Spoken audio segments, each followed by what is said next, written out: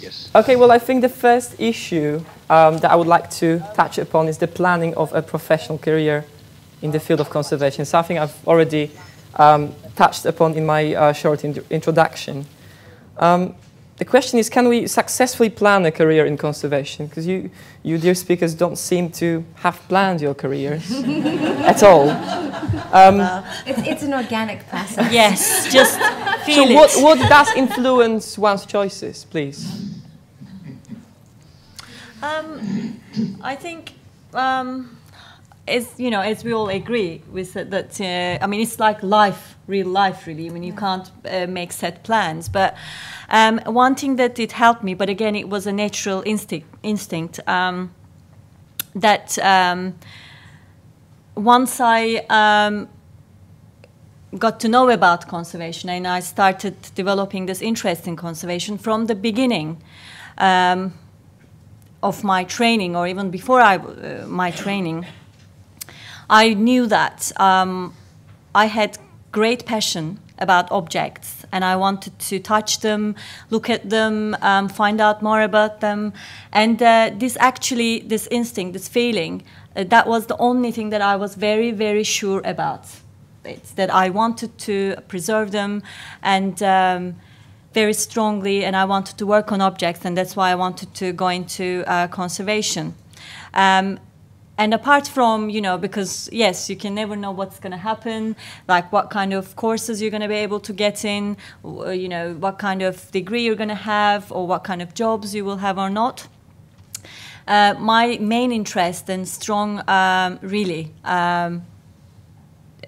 feeling about working with objects and preservation of heritage made me, I think, kind of go through, and as Amber said, organically everything fit into its place, because I was very enthusiastic and open and versatile about learning things, developing myself, learning from others, giving more, you know, sharing more information with others, and developing interests throughout my education and career, not only in one part of conservation, slowly different parts of conservation, and this made me as a more versatile kind of specialist in my area.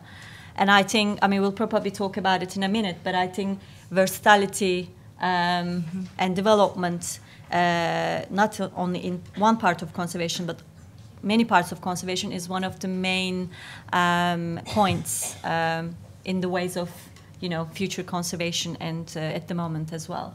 So. Yeah, when you're the things that are planned, the things that you know, there are steps you know you need to take to get a degree. Those are the things you can plan. Those are the things you can say, I knew I wanted to become a conservator, I had to get this master's degree in the United States.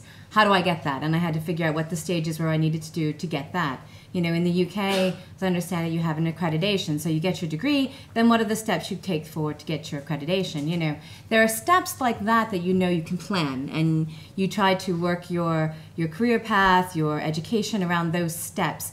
But the way in which you do it, you know, you can't almost predict it sometimes. I mean, you can try if you really like, but I think your suggestion of keeping open-minded to both experiences and opportunities, if you invest yourself into anything, I think you'll find the investments come back to you. You just have to take that initiative. And again, you know, not waiting and thinking, oh, but if I become a student, then they will bring me those opportunities. That's probably not going to happen. You know, even as a student in a very good program in the US, I had to still, within my own program, express my interests, express where I wanted to go, ask them for their advice, find my mentors and say, this is what I really want to do. How do I do it? Who can you hook me up with to help me to understand different pathways and options that I have? You should always be an inquiring mind, seeking that information, seeking those connections, and really establishing this sort of network and mentoring facilitation for yourself and your career. And it's interesting how then those things will evolve, they'll grow, yeah. And organically they do happen.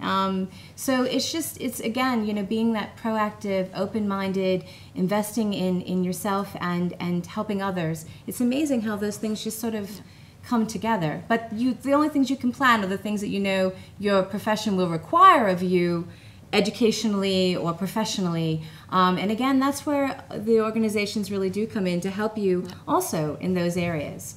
And to become, like this conference is amazing to me that this is happening, and we have this web stream, which I'll do a little housekeeping right now because we don't have it on the screen, but if you want to follow us on Twitter, it's the # IICSECC, or you can go to the website for IIC under the news blog, and you'll see the streaming on that. So the fact that we're able to do this and that the students are so interested in these topics, I think is fabulous. This is a first step for some people, and keep going from here. Yeah, absolutely. I just wanted to add a little bit more to that in terms of when I started out in conservation, I really worked out what area eventually I wanted to put my energy into. And I think today, for me, it was paintings conservation and then about science related to paintings conservation primarily. But I think that might be something that's started to change a little bit as more people have got into conservation. When I started, I could pick the area that I had the most passion for. And I did kind of half plan what I was doing. I certainly planned to become a scientist and did what it took to get there. I also, found, as we were saying, found my mentors, found the area that I wanted to work in, and I pushed for it in a very gentle Australian way. So, but I think perhaps today emerging conservators have a couple of choices. Do they go with their bestest ever passion, or do they look where the gaps are in conservation and the emerging fields within conservation are? And I think that might lead on to the next kind of question. Mikael, anything to add?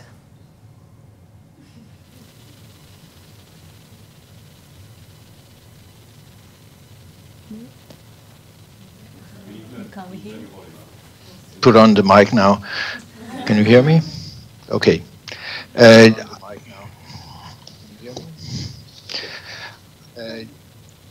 think what I could add here is the fact that there is. I'll just take off this again.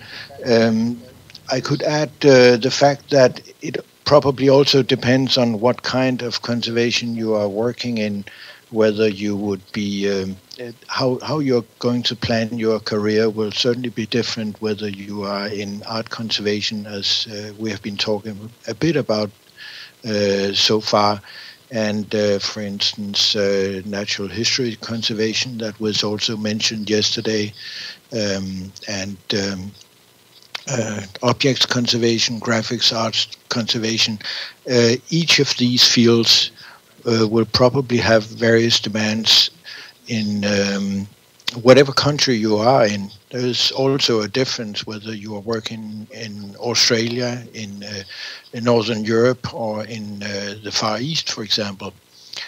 So it will certainly also be something you'll have to look into as an emerging conservator, how the situation is for your particular field.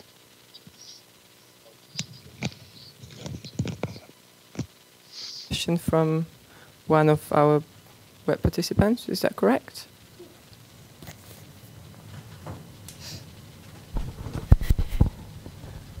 Hi, I have a question here from Isabel, who has just moved to England from Portugal. And she has a question for Bronwyn, but she also has a question generally to the speakers. So I guess I'll start with the speakers first, which is what crucial skills and experiences are employers looking for in applicants hoping to secure a job in conservation at sort of an early stage in their career? And how would you advise them to sort of make contacts in a new country where they're just starting out? So. I think one of the unique things that's happening for conservators who are now emerging is this idea of new media and the public outreach that we've been talking about in advocacy. One of the things that a lot of museums are being asked to do is to do this outreach in new media. And you are uniquely qualified in the way that the generation that's sort of coming up, you don't have to learn this. This is something you've grown up with. So an advantage that emerging conservators currently have is your knowledge of new media and how to communicate with it. With that, though, is an enormous responsibility.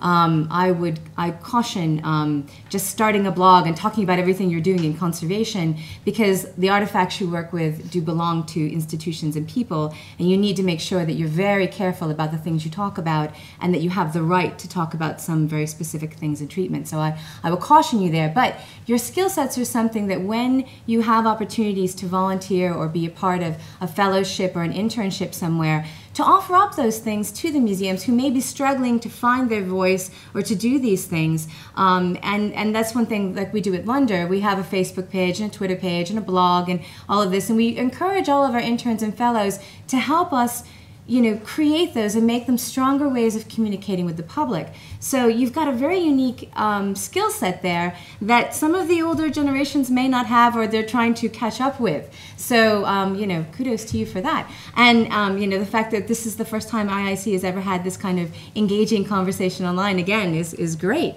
So I know that as a conservator now in a museum, when I go to look for my interns, when I go to look for my fellows, or when they're looking to hire someone now, they're checking to see if I have a Facebook page, if I've got a Twitter page, if I've got a blog. Am I active on these things? Do I actively involve myself with my field, my profession? Am I out there? Am I speaking? Am I engaging with not only professionals in my career, but am I also, you know, communicating to the public? How are my communication skills? These are going to be really important assets to you. Conservators are no longer going to be hiding in their studios. It can't happen. If we want to survive as a field, we can't just close ourselves up in studios and work on things. Some way or another, whether we're actively involved in new media or whether we're, you know, giving tours or engaging with the public through lectures or programs, whatever you're comfortable with, you know, use those skill sets, apply them. But employers, now that I'm hiring people or looking for people, those are the skill sets that I'm looking for when I do it. So that'd be one strong recommendation. No, just very briefly, I agree with Amber. I mean, again, my experience here is mainly in the museums in London. So when I applied for my positions, or when I actually hear, you know, from my colleagues, yes, definitely. As new graduates, you're not really supposed to. You're not expected to have, you know, huge amount of experience under your belt anyway. I mean, you can't. I mean, of course. Having, you know, volunteer jobs or work placement, it will help a lot. But still, when you go for a, you know, first job application, job interview, they won't expect you to have all these, you know, experiences. But like as Amber said, communication skills. Not only public is very important, but also if you're working in a place like a museum, how are your communication skills for communicating conservation through other specialists in your work?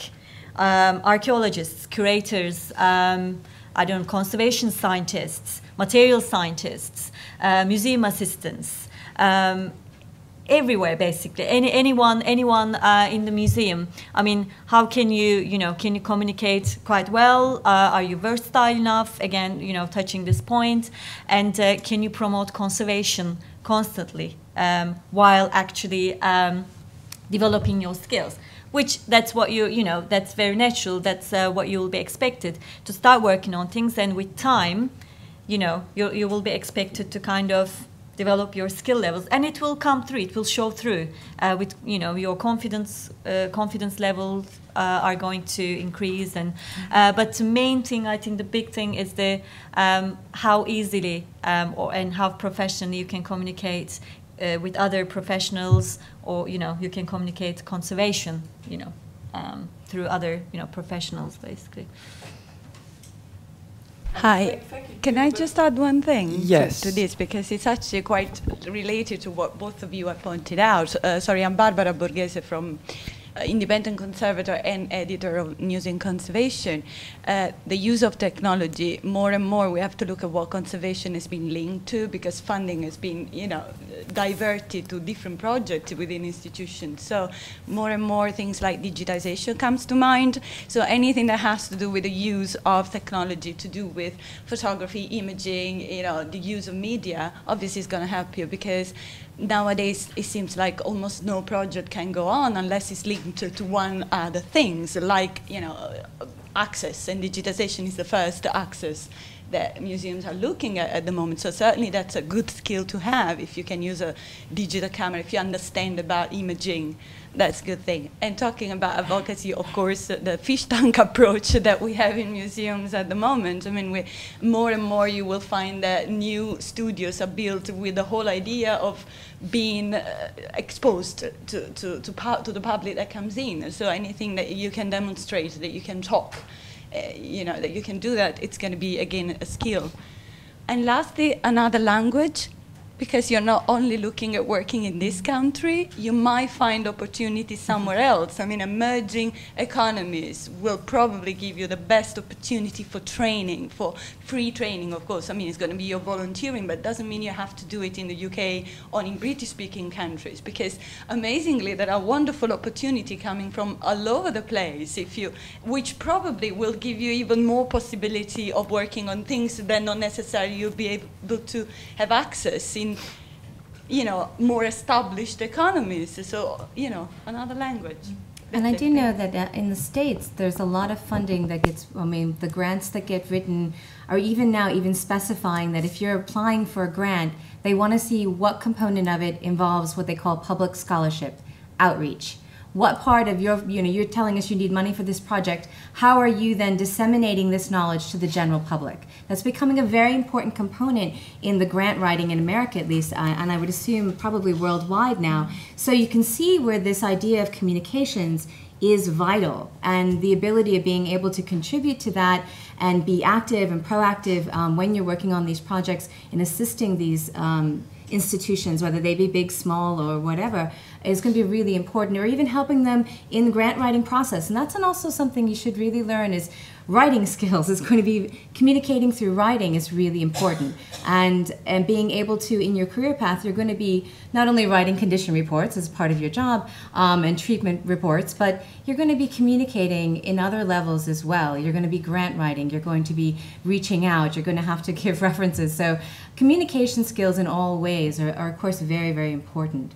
In regards to, I think the person online was asking too, how if they're moving to a new country, can they, you know, connect themselves? Well, again, you know, I'm going to fall back on this idea of networking and organizations that will help you introduce yourself into a particular field and learn the names of those individuals. And again, that inquiring mind to find out, well, who do I need to know in the profession that I'm pursuing? Can I reach them if I'm at a conference that they're at? Can I, you know, swallow real hard, walk up and say, hi, I'm Amber Carallison, nice to meet you. I'm really enthusiastic and interested, you know, just want to let you know that I'm out there kind of thing, you know. You don't have to quite be like that, but this idea of, you know, again, being proactive for your own career.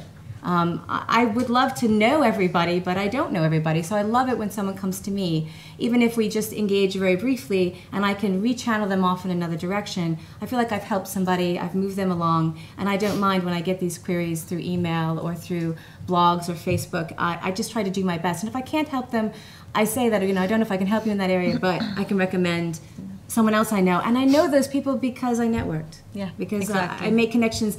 You know, I'm not an objects conservator. I don't work on archaeological materials, but I know some great people who do. So, vice versa. Exactly. Exactly. Yes. Yeah. Thank you very much. Well, I would like to go back to what Duygu said, and to be honest, I would like to disagree with you a bit. I do recognize that all these skills, communication skills, networking, it's all very, very important. But in the real world, if you apply for a paid position for the first time, it's really difficult to get it if you don't have a list of placements and internships closely related to conservation. And I think this is a real problem for us. We've discussed it yesterday as well. Yeah. Basically, the waiting list is endless. Yes, I mean, I know. I mean, that's what I was also saying, that and for this, you're going to, I think it's a good thing to constantly kind of getting advice and talking to your tutors or supervisors while you are working is very important, to kind of, you know, asking, you know, to ask them, okay, how I can actually, I mean, could you help me to put a CV together, or like, how should my work portfolio should be? Or, I mean, do I have time? Can I apply for a, I don't know, volunteer work experience in so-and-so museum or so-and-so site? So in that case, you have to push it a little bit during your education, during your training. Also, one of the other things is that in terms of, for practical conservators, in terms of putting together your portfolios, because when you go to job interviews, you're going to take your portfolios with you, and the people will want to see at least some amount of practical work experience there, unless you're doing, I don't know, like more scientific research-based work. One of the things I experienced during my training is that I tried to work on objects that they gave me different challenges, and they developed particular skills that I wanted to develop during my training. And I didn't always go for just a simple sticking a pot together, but I went for more kind of challenging objects throughout, like with the kind of objects documentation, the practical work, investigating different materials, sometimes failure, but again, failure shouldn't scare you, because you're learning, and we are still learning. I mean, failure is still, possible. So working on these objects, or working on these projects that you can document through your portfolio really well. So when you take it to your job interview, at least people will see that you developed very good skills through failure, through success, and on very challenging projects. So that shows that you are capable now. You are, you can start off your career because you're, again, open enough, open to learn, basically, and you have developed the skills that you can take it to a professional work environment. So I think working on your portfolios, the objects you choose, the project you choose during your training years are really important. My recommendations: don't go for the too easy objects or projects. Push yourselves a bit, challenge yourselves a bit, because they will help you when you start applying for jobs, certainly. Thank you. I think we've got time for one more question before we move on. I don't know if there is one question in the third row. Carol Peacock, I've just finished ICON internship at the British Museum. I'd just like to go back to what Bronwyn mentioned, which was you've all seemed to have been very lucky in pursuing the areas you really wanted to. Bronwyn, you said, life's too short, you've got to go for what you're passionate for. But you just also mentioned, now are there those options for us to really pursue the particular areas that we're niching? Or I'd really like to hear your thoughts on looking at where there's a gap in the market, where are there jobs, rather than pursuing maybe those really heartfelt passions. That's a really good question. I think Mikkel might have something to say on that one, but I'll just say a little bit. I was lucky, and there are still people who are lucky in the sense that they are able to follow their passions. A lot of the people in this room are doing that, I think.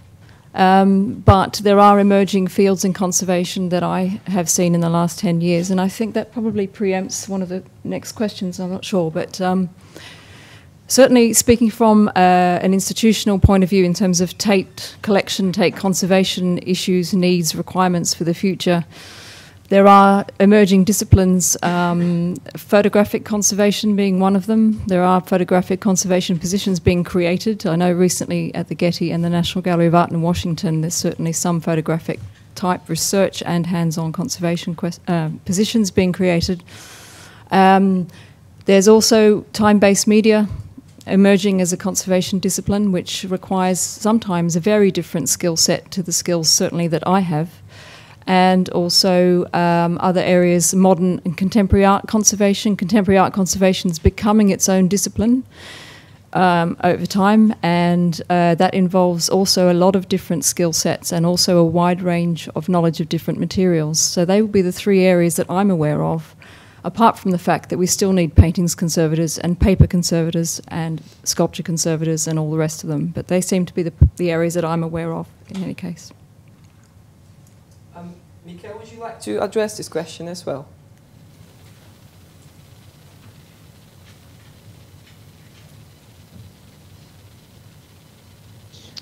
Yes, I could at least add a few things. Naturally, a teaching institution like the School of Conservation in Denmark does not. I mean, we still have to be in a certain kind of balance with what is necessary, what is needed in the field. But on the other hand, we do also engage ourselves in various new fields. And Bronwyn just mentioned, for example, contemporary art, which is a field that when I began my career was something that was looked upon as something a bit funny, that you didn't really need to take seriously. This is indeed a field where a lot of us has been engaged in for the last say 15 years, and it is something that definitely will be necessary in the future. And one of the problems with this kind of things are all the new materials, and this is not only in conservation of art, but also in conservation of this kind of objects that you may find in history museums or collections that collect design, for example. All this kind of synthetic materials that will need some kind of treatment and care in the future. Other fields that we have recently engaged in that may open up a new market is there's growing interest for contemporary and modern wall paintings that was for quite a long time seen upon as a kind of a secondary kind of decoration on walls, but that is something which is being there's a growing interest for saving that kind of art. And recently at the British Museum, actually yesterday I think it was, and the day before, there was a conference on polychromy of ancient art, being buildings and sculptures, which is also an area. It's a kind of a smaller area, but it's an area that has not really been looked upon until very recently, to look for paint traces on sculptures and ancient sculptures and buildings.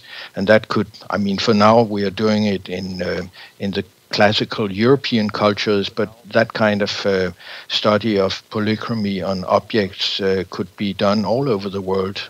And there may be a field where there will be further interest in the future.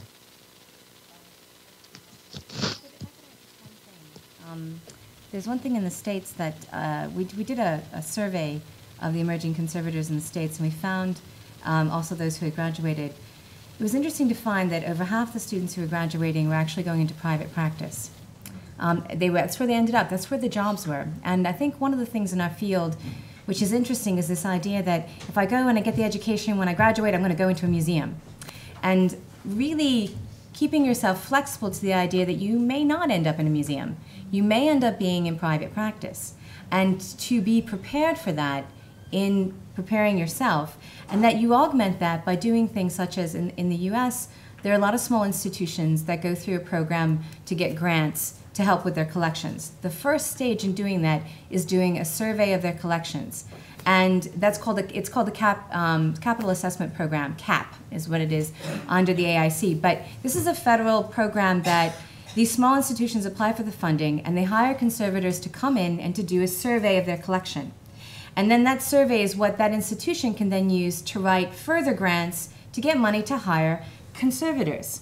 Now, when that happens, who do you think is going to be top of the list? If you were there looking at their collection and you were a book and paper person and half their collection's book and paper, you've already introduced yourself to someone, you've already established a connection, and that gives you the opportunity then, if they are awarded additional funds to help preserve their collection, you're now a connection they have, and the likelihood is they will turn to you and at least invite you to submit a bid, which is, again, you know, this is networking yourself and going out there. But so it's this idea of stages. So if we are able to sort of not always look to the museums to create positions all the time, because they are limited. Everybody's limited, every career, in fact, not just conservators. Every career is struggling right now. Graduates are leaving the programs and they don't have jobs. Even, you know, doctors, lawyers, if you look at almost every profession, this is happening. It's not unique to conservation, but if you are a conservator, if you diversify yourself in some other studies, such as preventive care, you might be able to offer additional services out there if you do end up in private practice, or even for museums. Some way of supplementing your income in the field of conservation. And, you know, additionally, there are the career paths if you don't end up becoming a conservator, because these smaller collections need people to manage their collections and to help them maintain and preserve them. And you have these skill sets, at least through your undergraduate training or through your master's program, until your opportunity to become hired by a museum becomes available. As you've heard with each one of us, you know, we didn't, I mean, even Bronwyn was in paper conservation and then ended up in paintings conservation where she wanted to be. And it's always wonderful when you end up being what you thought, but sometimes what you thought isn't what you end up becoming anyways. I thought I was going to be, you know, doing art therapy for children, and here I am as a paintings conservator. So, you know, you think you want one thing and then things evolve. So keeping yourself and your skill sets flexible is really important, I think, for your professional development. Thank you. And I think this last question is taking us very smoothly to the second part of our session today. My next question would be, how do the conservation professionals see conservation responsibilities changing over the coming years? And I would like to reflect on the new responsibilities appearing before conservation professionals. I am also interested in practicalities. Do jobs follow the new responsibilities of conservation professionals? Anyone? I think you've already mentioned preventive conservation, for example. You mentioned new branches of conservation, I think photography, or even Bronwyn, your area. They are quite new. So are we expected to know more, or I think, we again, create new jobs and we there is more of us because it's needed? I think keeping that objective mind and flexibility is you know, again, reiterating that fact, what you brought up is, you know, don't be like, I'm going to be a paper conservator. That's it, right there. You know, it's like you keep yourself open to this idea that there may be a particular branch that develops in paper conservation, or that you end up finding something else that you really like. You know, that you understand that you have a desire to preserve and advocate for cultural heritage. You know, and then where you go from there in your education, you know, you've got your years where you're exposing yourself to as much as possible so you can make the decisions that feel comfortable for you and where you move forward in your career path. You know, don't limit yourself, and if you do get frustrated, you know, step back, reevaluate, figure out, you know, where you can move from there. There are many opportunities, I think, that the field offers.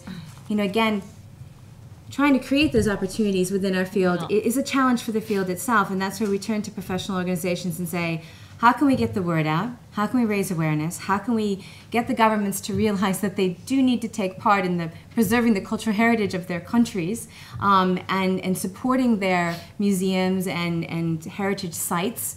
You know, quit going there first to cut the money, you know. Like, how do we advocate for our field? How do we get this money back into the field so that we can create these opportunities, you know? And this is, again, active participation, pushing back on our governments and legislators to get that funding and to raise public awareness, so that I find it amazing. I brought this up in a conversation last night during the reception, you know, how quickly someone is willing to pay a mechanic over $100 an hour to fix their car. But when a conservator says, you know, I'd like to charge you this amount of money to work on an hourly wage to save this item in your family that if it's gone forever, people go, oh no, don't know, I forgot, you know, don't know if I want to put it now. I understand the difference was one's very practical, the car's going to get you from point A to point B, but it's how do we raise their desire to think that these objects have value and that they're worth the education and time that we've put into to help them preserve these items. That's going to come through, you know, public scholarship, outreach, education, in my mind, you know, reaching out, raising the level of awareness, and getting people committed to this idea of they have ownership in this cultural heritage. It's important for them to recognize their museums are struggling, these heritage sites are struggling, they need their involvement, they need the public to care. that these places continue and that the people who can give that care are funded and they're doing it for them. So, and this is an important part, you know, being active in that, I think is going to be an important part of your career path. Yeah. One thing I just want to add, because it seems like obviously the conservation profession is changing from more kind of practical and hands-on side to a more kind of less interventive work, more documentation, more kind of management and kind of material science, conservation science. So we are not. It's not like in the past anymore. It's not always about just sit down and work on objects non-stop. And I'm sure most of us, like we talked about it, go into this profession because we are fascinated by the heritage, and the objects of our heritage, but. Sometimes also it's a good thing to kind of keep your vision open, and you don't necessarily need to go for practical hands-on jobs either. So you have to kind of think about if there are other job opportunities come up, because recently there are jobs like that, like not you don't, maybe you will not be able to sit down and work on objects or projects, but you will manage a project. You will work on the documentation of, I don't know, again, a condition survey of a collection or something like that. So don't underestimate that kind of, or like if you, during your training, if you have some skills of, I don't know, like conservation science or preventative conservation, be brave. Don't feel like, oh yeah, but I'm not, I'm an objects conservator, or I shouldn't be applying for it. No, be brave. Go for those jobs and just try, basically. Because most of us in our training programs, we are taught a lot of things, and not only in one part of conservation but others. But also try to think about kind of less interventive, maybe conservation projects or works that you can take part of. And this is again, as I say, it's completely different than how it was used to be, in the past. I'd just like to add one other point, and I think it's been mentioned several times, but the word collaboration hasn't really been said very often. But in my time in conservation, I've really seen an increase in collaboration between conservators of different disciplines, and between conservators and curators, conservators and art historians, conservators and material scientists, conservators and educators, all the rest of it. And that kind of aspect of conservation responsibility, and it does touch on public engagement very much, but it's also about getting the job done as efficiently as possible. And I think we've opened our minds as a profession towards bringing other people in who have the skill set that we need to get the job done. I think that's probably going to increase in the future. And as far as my experience of it has been, is very enriching. Thank you. Mikael, would you like to add something to this issue?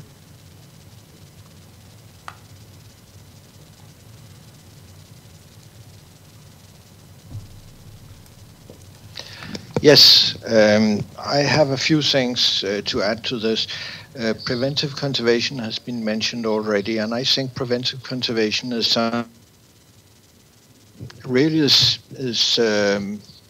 necessary in the future. It's something that has come up within the last 10, 15 years, mainly to really put an effort into collection care from that point of view, meaning not always hands-on treatment, but actually taking into consideration that in most conservation workshops in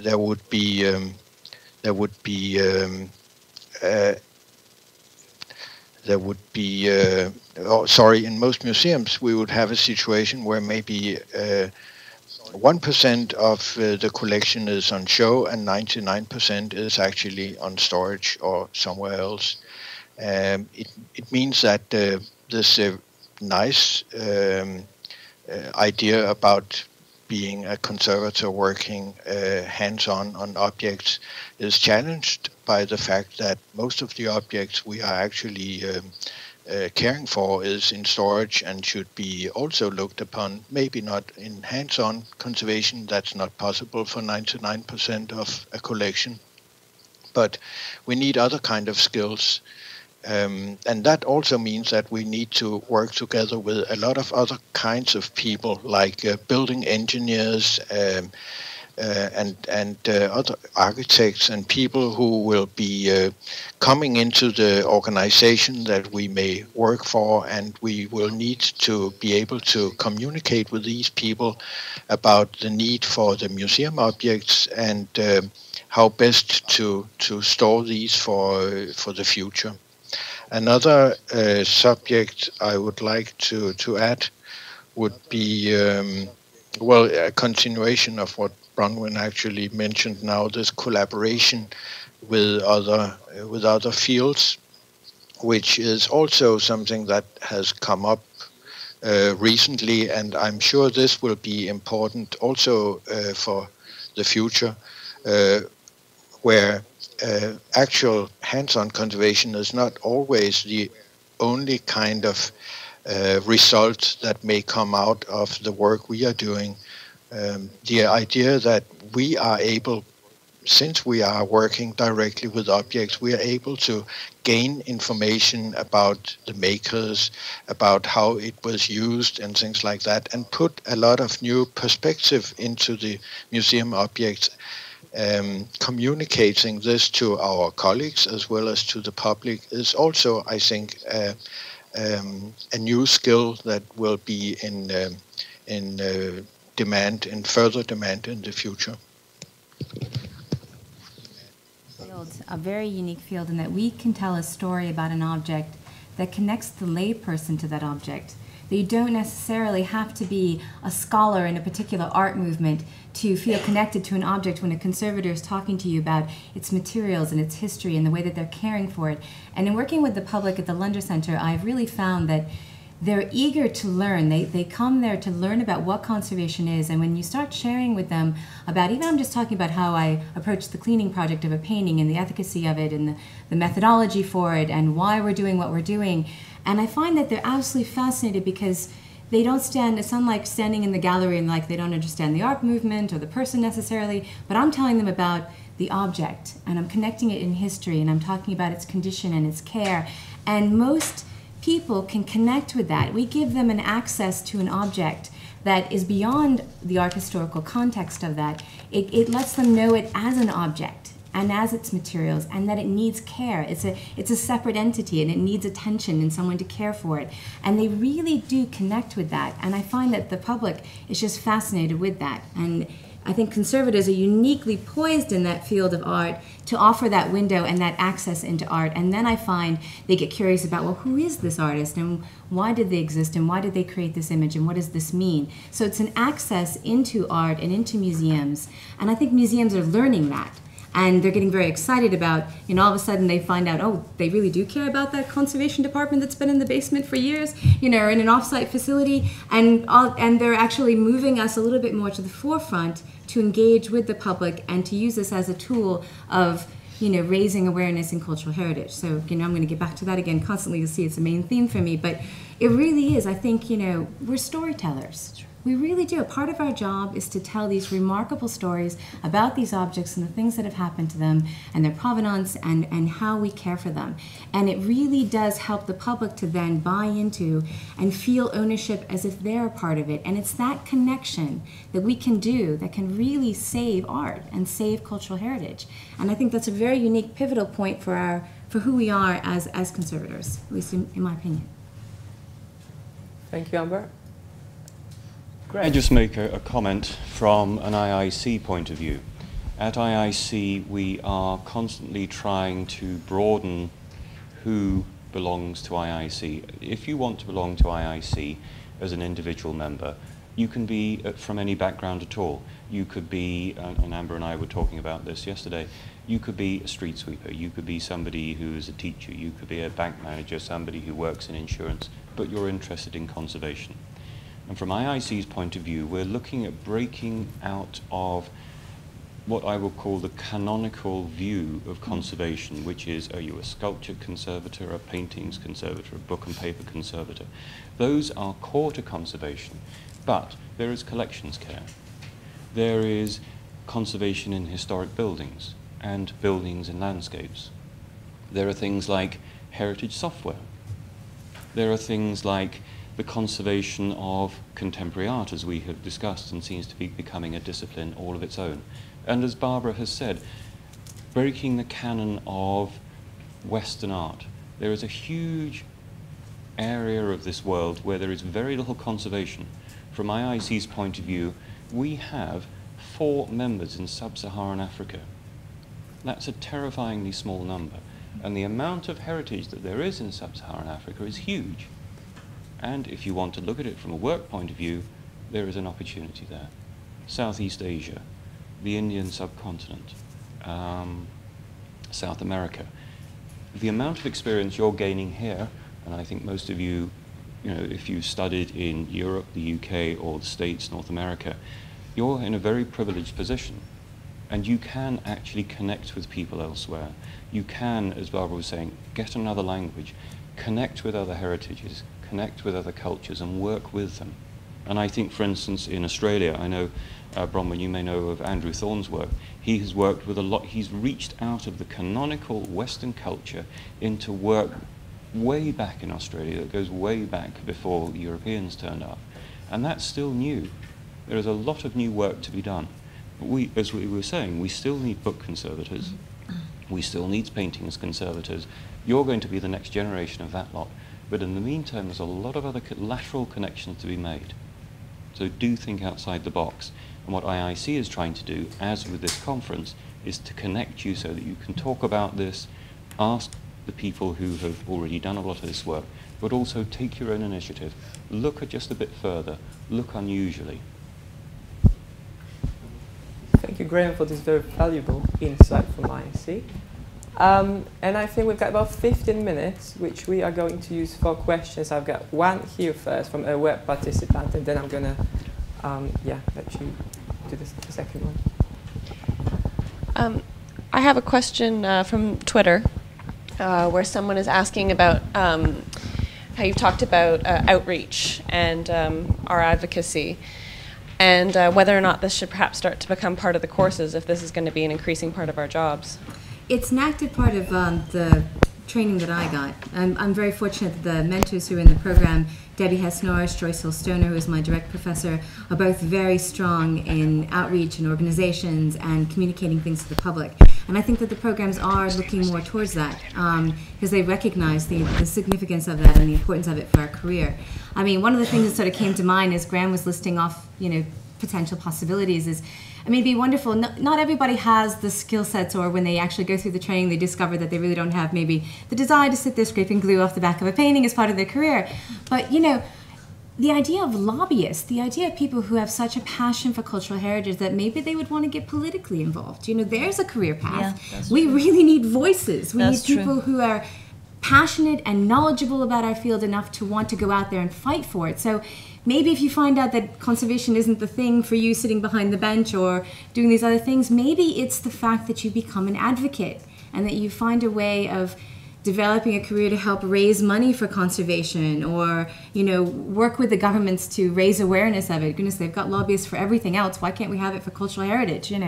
But I think the programs are becoming more acutely aware of that. And speaking for the UK, I can't, but I know in the US they really are starting to look at how do we mold our students. And at the University of Delaware, they actually pursued funding for what they called the PEMC program. It's the Public Engagement and Material Culture Institute, where they approached the NEH for grants and money to support addressing people who work in cultural heritage across the board within the university or studying cultural heritage, to get them so they're able to find ways of using new media, the news media, printed media, online media. How do you take your story and convey it to public, to disseminate information again, and to raise public awareness? And this is in all fields. It's like we cannot survive without the public understanding our relevance. And so they really are creating these opportunities for students to then, and I know there's another fellow PEMC graduate in the audience, Stephen Abanyan, I'm going to call you out right there. Anyways, he's from my program, but he participated also. I was in the first PEMC program that graduated, and Stephen was 2 years behind me. And so they're creating these opportunities for students to learn how to sit in front of a group, communicate ideas, and advocate for whatever your study and discipline is. So again, versatility and what you can do. Yeah.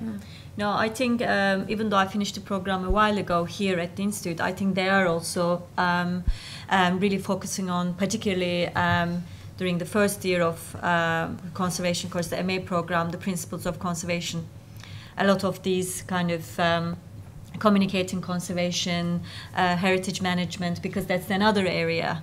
Again, you don't necessarily need to stick things together or, you know, like be hands-on, but again, you can get involved in heritage management, and it's actually quite an interesting and fun job. But yeah, I think the course here as well, they are, it's been, I think, a while that they started changing their ways, but it's getting more kind of, I think, particularly in the first year, more theory-based and more like communicating conservation throughout, you know, the world and the public and other professions. And yes, as Graham was saying with the IIC thing, and not only to the professionals in the heritage world, but I don't know, to your parents, to your siblings, to your friends who are doing, people who are working in the city, and bankers and lawyers, and because at some point I really was fed up of introducing myself as a restorer. Yeah. Because when I said that I'm a conservator, they would be like, oh, okay, so what is it, like animals, nature? And I'm like, no, you know. And then, you know, and then I had to, but again, you know, I kind of patiently went, you know, through the whole explanation, and, you know, I was explaining to them, you know, what it was about. I was working on archaeological materials and sites and things like that. And bit by bit, people, you know, understand what it is about. And so I think education programs, training programs at the moment, they're kind of following that route as well. Thank you very much. So we've got one question at the back. Hello, my name is Makiko Tsunoda. I'm a master in Preventive Conservation at Cambridge College of Arts from London. Already you mentioned this subject, but I think most of us agree with the importance to protect culture, heritage, not only us but also outside of the field. People will agree with this. But if you are asked why conservation is more important than the other fields such as agriculture or medical or engineering or economic fields, how would you convince or tell them why conservation is more important or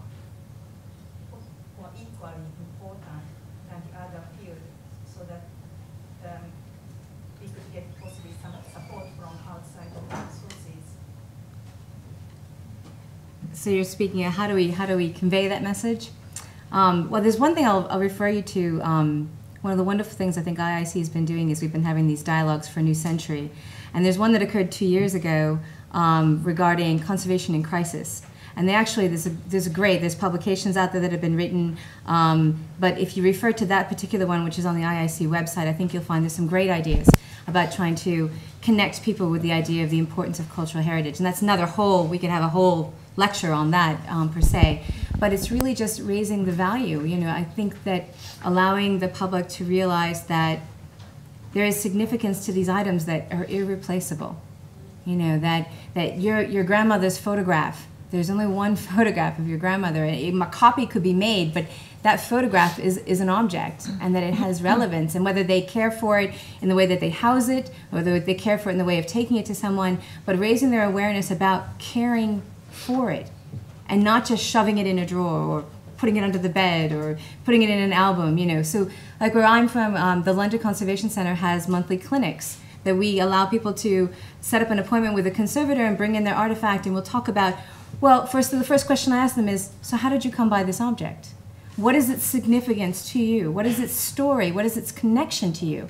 And they tell me their story. It's like I walked into a junk shop and I just saw it there and it spoke to me, you know, and now it's theirs. And so then they've got a connection, they've got an interest in it, something intrigued them about it, or that it's passed down through the generations. And I'll you know, say, well, so it's important that you preserve this. And if they don't have the funding at the moment, I'll give them recommendations about how they can protect it, at least on the basic steps of, you know, so I get them more involved with it, basically. So my approach is about finding out what their connection is to the object and then helping them understand how they can contribute to its care and provide, you know, whether it's through funding of a site, you know, that they visited this site their entire life and they remember it as a child and they're seeing the changes happen because no one's caring for it.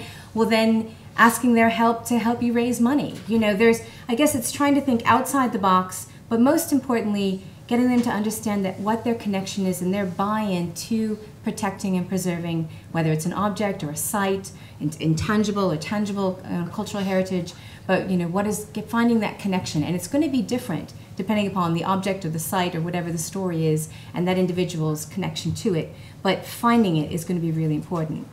And I think that dialogue for the New Century, for the IIC site, again, reflects to some studies that were done, especially in the UK, but also had a great dialogue about how do we get people to buy into that interest and support it from that point forward.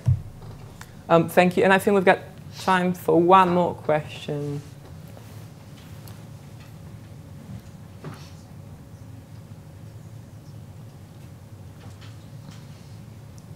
Or maybe two very short ones, because I see two people wanting to ask a question.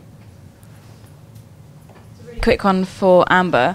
You mentioned earlier the ECPN. I was just wondering whether that was international or just for the States. ECPN is an open network. It's not just for the US, but the IIC does have its own student program, so which, you know, may be more focused on things that are going on more in the international facility. So I would recommend you first connect with IIC's student program, which Mikkel is actively supporting, and get in touch with Mikkel, you know, and I'll let you know too, the IIC is very strongly committed to students. I didn't mention it, but my involvement in in the IIC conference that was in Istanbul was we had the first IIC student poster session, and that the council really strongly supported this idea of providing a voice and an opportunity for students to submit poster abstracts. And then if they were selected as one of the 20, you know, getting to Istanbul, they helped them find funding to get to Istanbul or to present their posters there, the 20 that were selected. And it was very well received, and it was wonderful to see professionals in the field really interested in the research that you as students are doing, because really they don't have time or funding sometimes to do the research, so they want to hear what's happening. So, you know, the wonderful part about IIC is that they're really working proactively, as in this example of this conference, to really get students engaged. So I'd say first off, you know, definitely check with Mikkel and become actively involved in the IIC students. And the ECPN, you can learn about it through the American Institute of Conservation. But they are indeed, I feel like I'm just like a walking advertisement. But the ECPN is, you can learn about them as well. They are interested in people outside of the United States. But I think you'll find a lot of their social programming is more geared to students and people that are in the United States, because that's where it's kind of from. But they're also collaborating with IIC.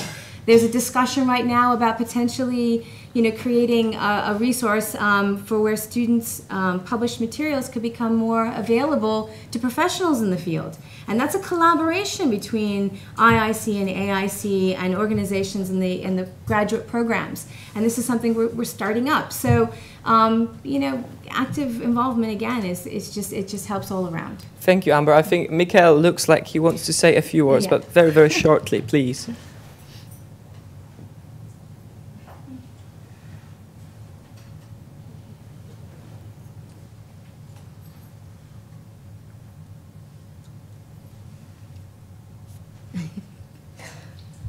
Well, since this is at the end, I will just follow up of what Amber said, that any one of you having been present today, including some of my own students, by the way, greetings, and all you sitting around on the web and looking, get in contact with us at the IIC and get engaged. It's really one of the ways to move forward in your career. That's it.